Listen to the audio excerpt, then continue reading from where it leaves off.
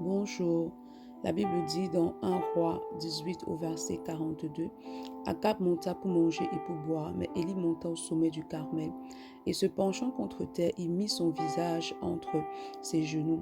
Également, la deuxième clé qui te conduira à l'exaucement de tes prières, c'est le fait de demeurer dans la présence de Dieu. Il est important de demeurer dans la présence de Dieu, de demeurer dans son intimité, de demeurer dans des temps de prière, dans des temps de consécration, dans la lecture, la méditation de la parole de Dieu, dans des temps de jeûne.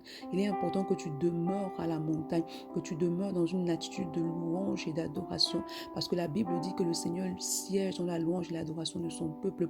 Donc lorsque tu adores et que tu loues le Seigneur d'un cœur sincère, alors il vient siéger. Lorsqu'il vient siéger là où tu es, alors il vient avec sa gloire, il vient avec ses grâces, il vient avec ses bénédictions. Il est également important que lorsque tu vas dans la présence de Dieu pour prier, pour demander quelque chose, peu importe la chose, que tu vas dans l'attitude de celui qui vient pour recevoir. Lorsque Élie est monté sur la montagne, la Bible, le verset dit il a mis son visage entre ses genoux, c'est-à-dire qu'il a pris une position d'enfantement. Donc il a adopté l'attitude de celui qui reçoit. Et il est important d'adopter cette attitude. Pourquoi? Parce que cela démontre de la foi que tu as en Dieu, que tu crois que Dieu est capable d'accomplir de grandes choses dans ta vie. Donc demeure dans la présence de Dieu, demeure dans la louange et l'adoration. Vas-y avec une attitude de recevoir de Dieu. Crois et Dieu fera.